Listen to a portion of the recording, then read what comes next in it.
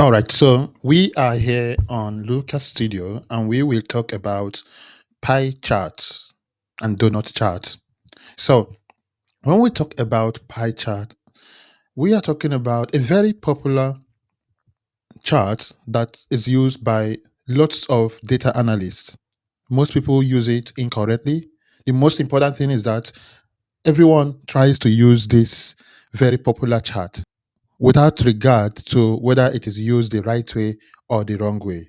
Now, in this video, I'm going to explain to us the right way to use pie charts and how to use it on Lucas Studio and format it. So let's dive in. To get a pie chart, to get a chart, all you need to you click on add a chart and come in here. You can choose a pie or a donut. So let's start with a pie. I will drop it here and it is loading. By default, it has picked up order date as a dimension and the record count as the matrix. So for simplicity, I will replace this order date with category and matrix with record count with sales. And yes, this is a pie chart. And when you look at this, Lucas Studio first gives it to us as a percentage of the total. And that should ring a bell as a percentage of the total. And of the total what? Of the total sum of sales. So it gives us percentage of each of the slices of the total sum of sales. And that brings us to what is actually a pie chart. So it is a chart that shows how some total amount, like the sum of sales, is divided among distinct categories. These are individual distinct category within a dimension. So pie chart tends to show us how the sum total amount, like the sum of sales, is divided amongst all the distinct categories in this pie, or you may call it this circle. Now, each of these categories is associated with a single slice, like we can see this blue slice. And this slice also corresponds to the category's proportion of the entire total. For office supplies, we have 31.3% of the entire 100%. So, in other words, it is 31.3% of the total sum of sales. Furniture represents 32.3% of the total sum of sales. Of course, technology represents 36, which is the largest, 36.4% of the entire sum of sales.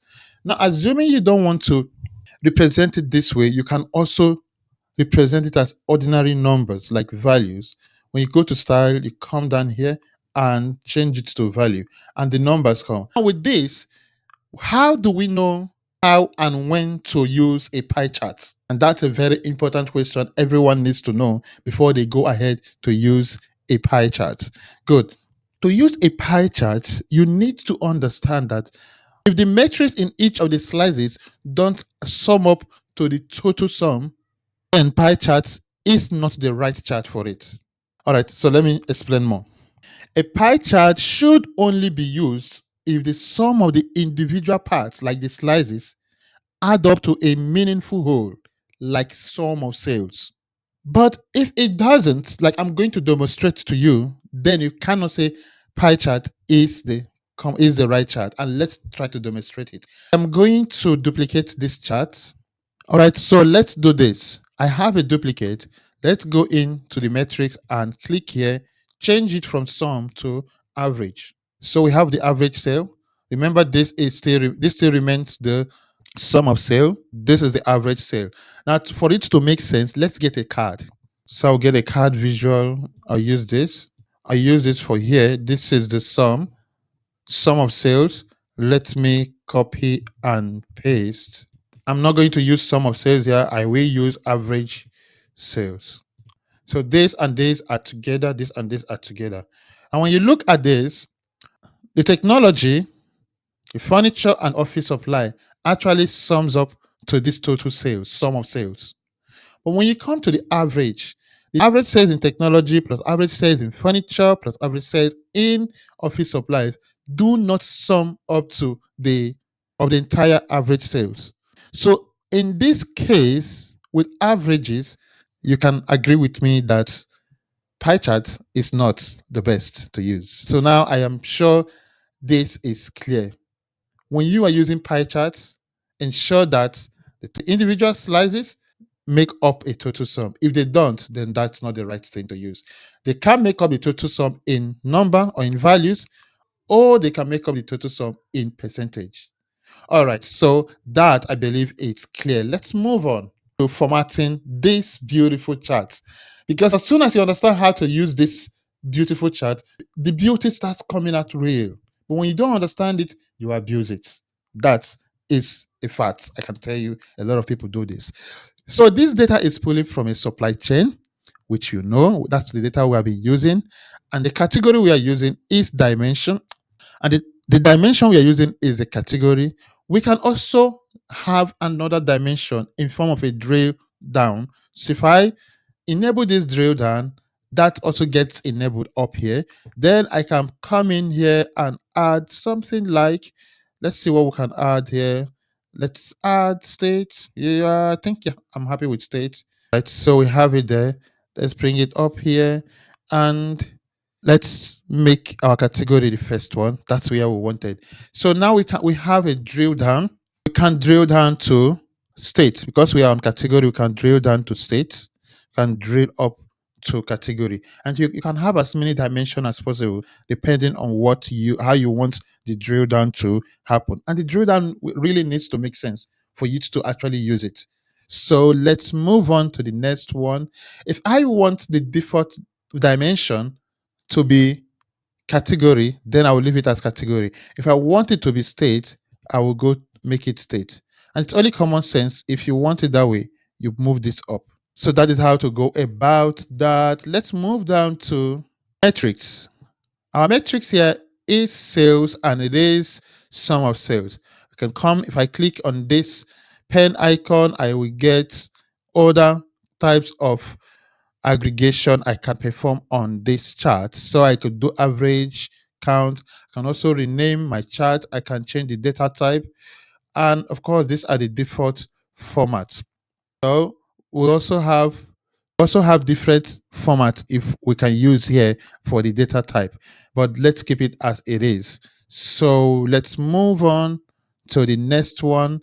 We can this is now we can also add another matrix called optional matrix, and let's try to add it. But before you add it, you need to enable it.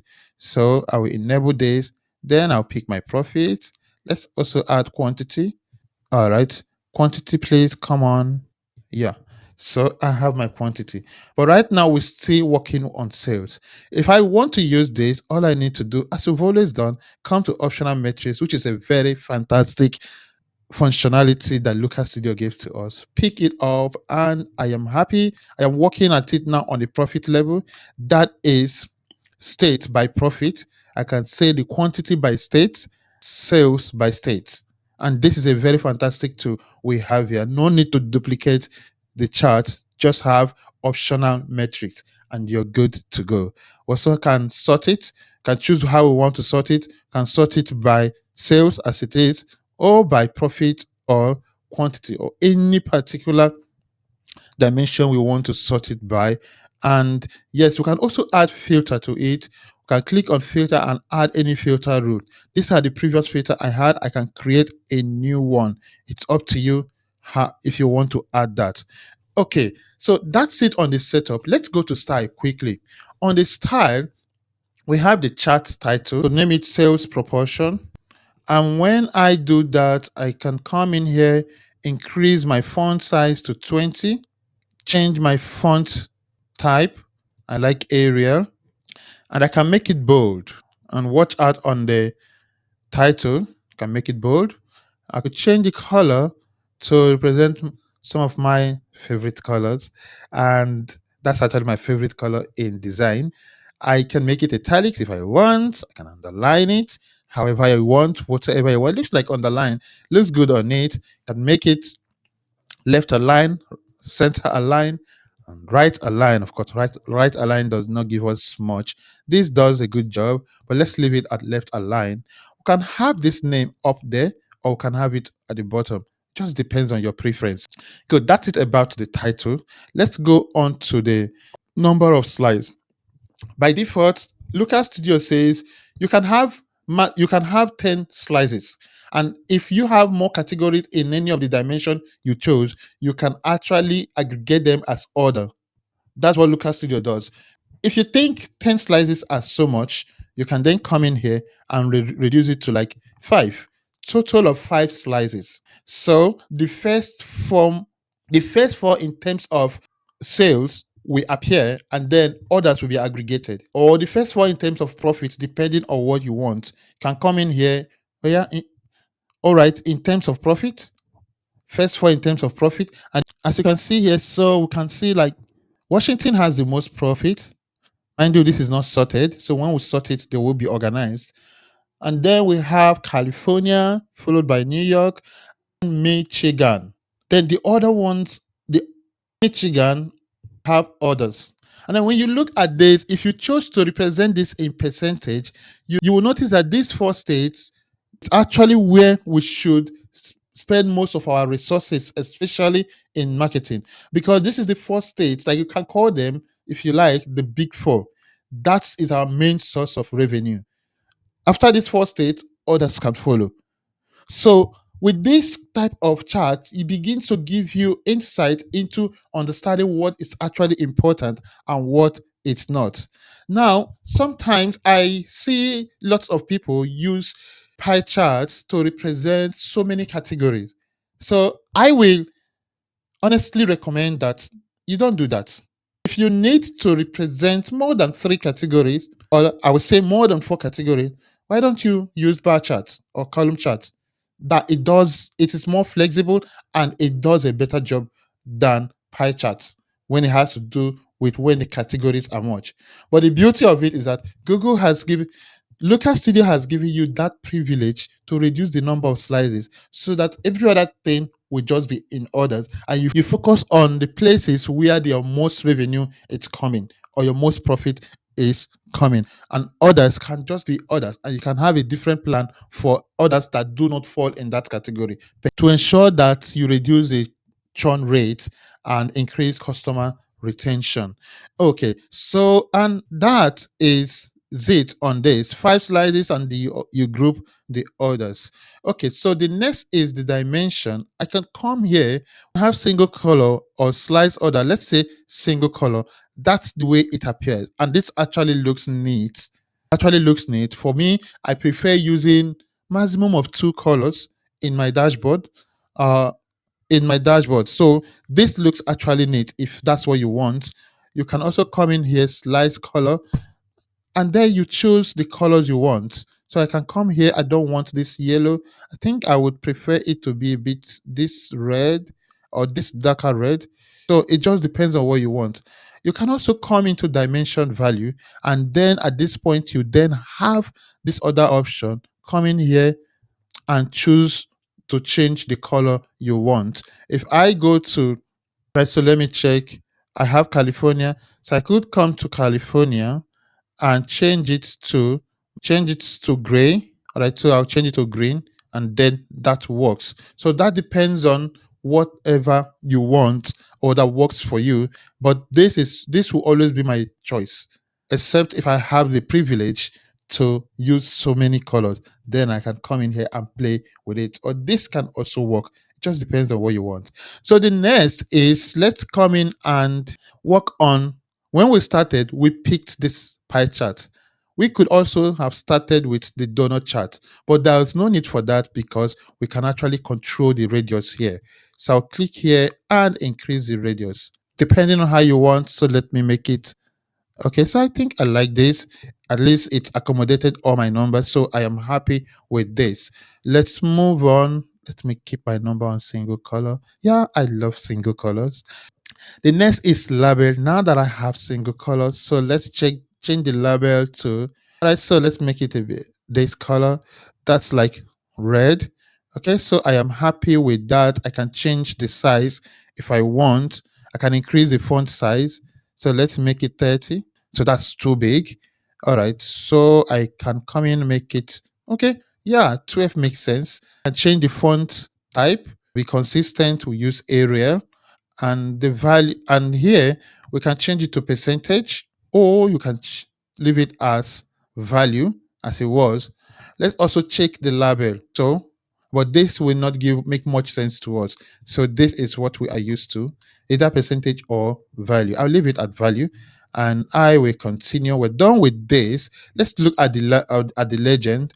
The legend is the names of the categories. So I can come in here and said I don't want black, so I want to choose this color. So I'll come in here and pick that color, even though it's not consistent with my color. So, but I'll leave it that way. The font size, okay, so I'll leave it at author. I'm down to the font type. I like picking a font type. Good. Arial is fine for consistency. Now, when you look at this, you can come in here and say you don't want a legend. It will disappear. That's up to you what you want or what you don't want. If your data will make sense without the legend, by all means take away the legend. Otherwise, bring it on. But it's taking lots of space here, so I wouldn't want to use here. I would either use up or down. So I'll use the bottom one. Yes, so I still maintain lots of my space. And so as to give more room for my charts to come alive. And I love it this way. So I can also move it up. But I think I like it down because I'm going to move my, so let me even move it, move my the label up. So, and we are almost done. This is taking shape. It is centered, so I can come in and make it left align and right align, just what you want. I think center align is quite nice. Okay, so let's move on. Background, you can choose to add the background. Let's add like a grayish background. Does it really come out where? I don't think so, but you can add a background. So I make it a bit lighter. Okay, I love this one. So now on the background, I want to make, since I have a background, I can actually make the outline is the border, give it some border radius. So I like give it 15. So 15 is fine. I could actually reduce the opacity to 50, but I don't think it's okay. So I will leave it at 100 because it affects the main chart itself.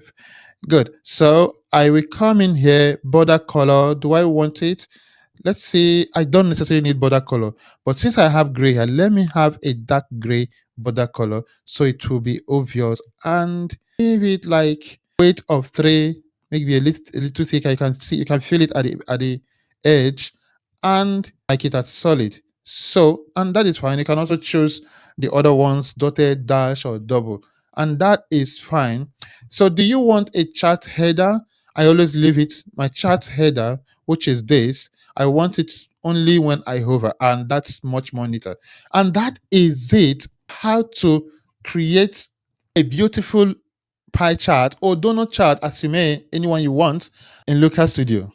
So we have been able to explain when to use donut charts, when not to use it, recommended number of slices, and of course we've been able to format it, and it looks much more presentable now. All right, so and if I click out, then you will see the border